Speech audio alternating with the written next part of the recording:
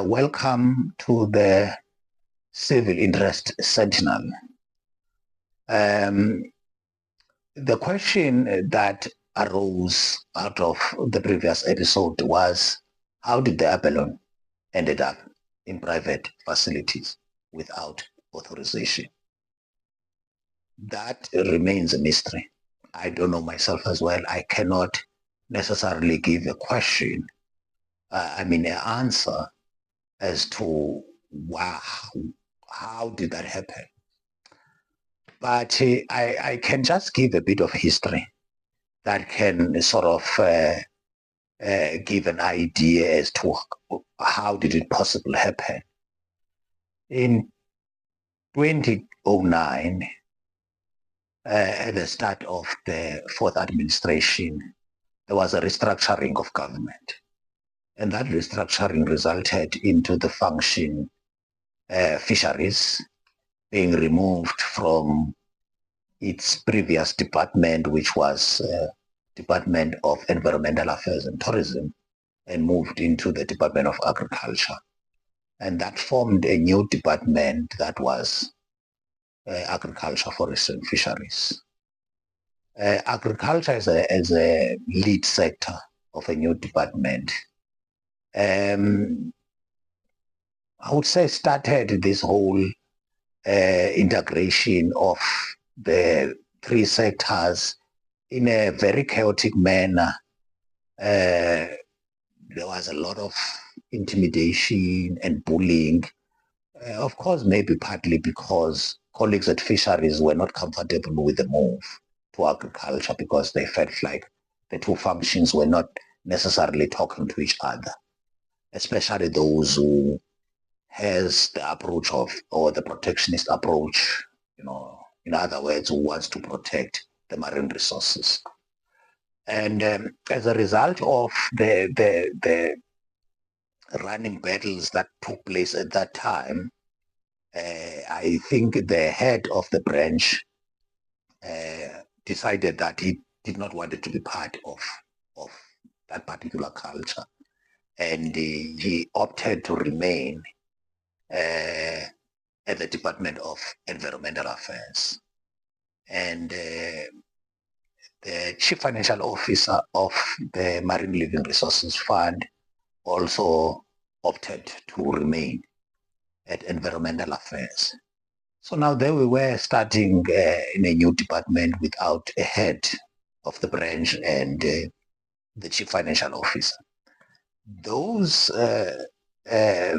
the vacancy of those two posts, I guess they created a lot of problems because agriculture immediately seized the moment and they took over the tender committees.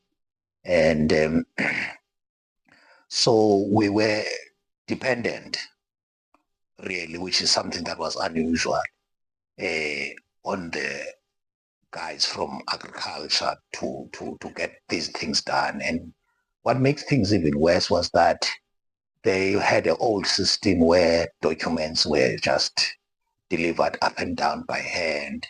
And at the time we were using the electronic system that had turnaround times. So, if you do something, you see, it should be finished within a certain stated time.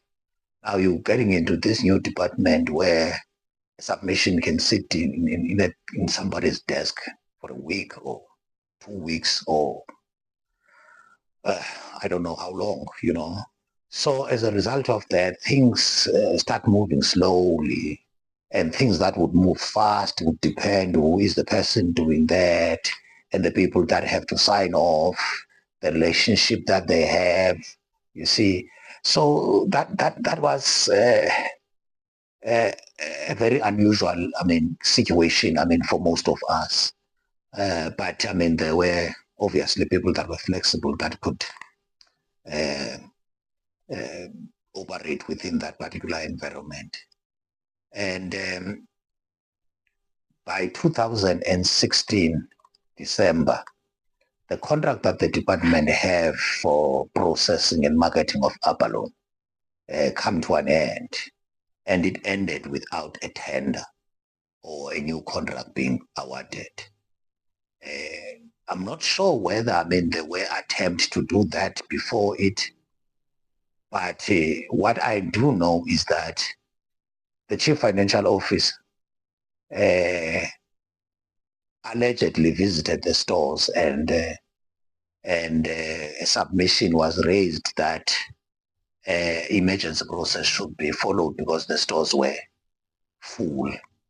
And that process resulted into a company that clearly did not qualify to do the job, being awarded the contract, as a result of which the other competitor challenged the decision at the High Court, and that contract was set aside.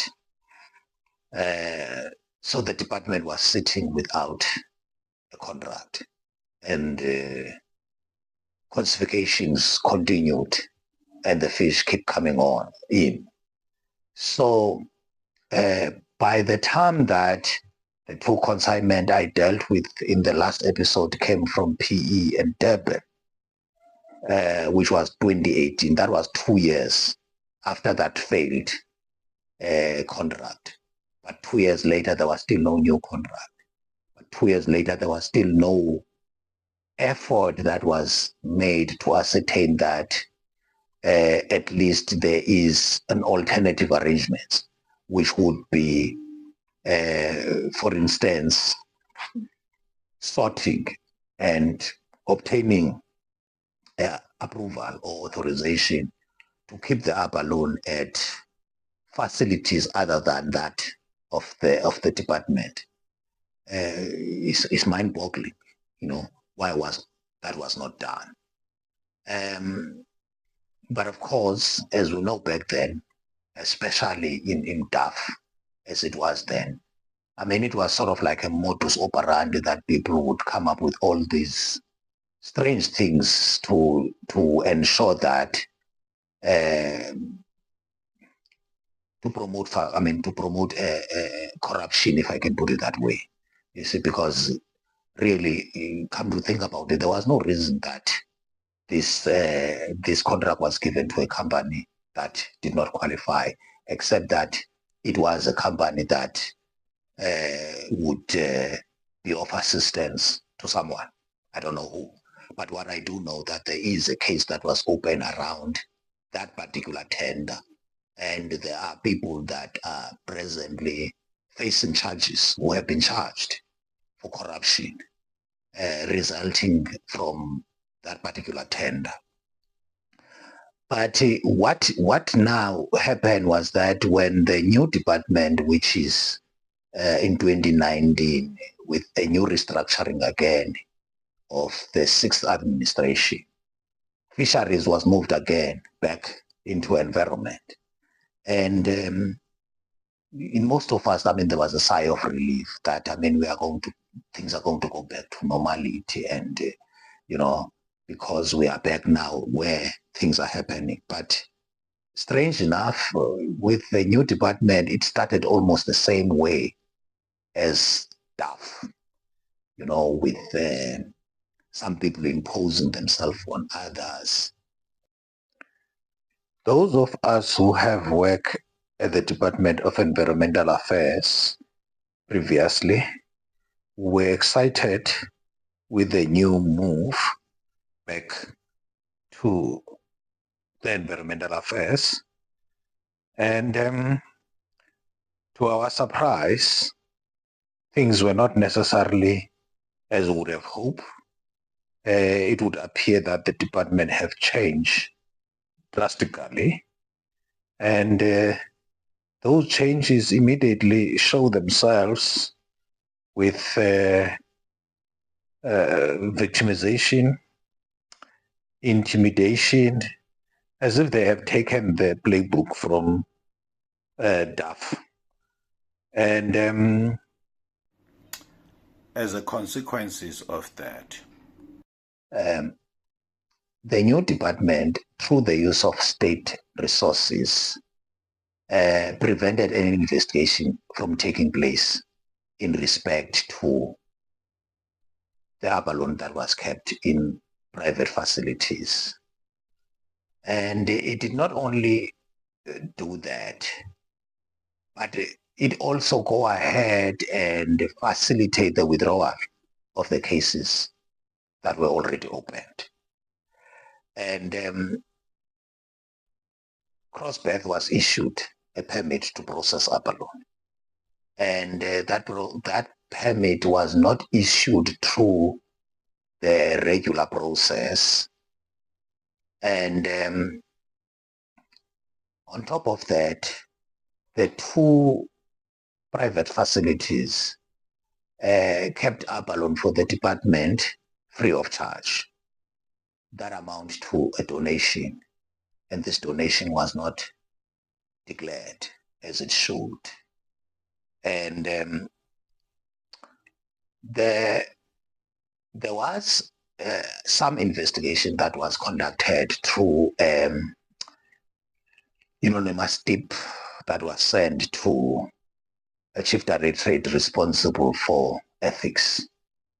And its investigation produced a report, and the report indicated or revealed that some of the fish might have been stolen because it could not be accounted for.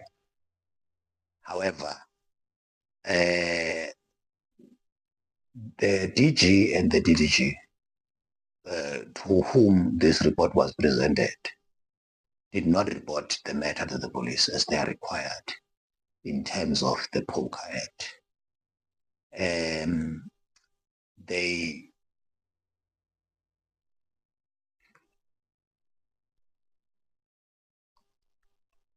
instead, what actually happened was that a letter of apology was written to Crossbeth. The department apologizing for doing its job. I hope that helped answer the question. Like and subscribe.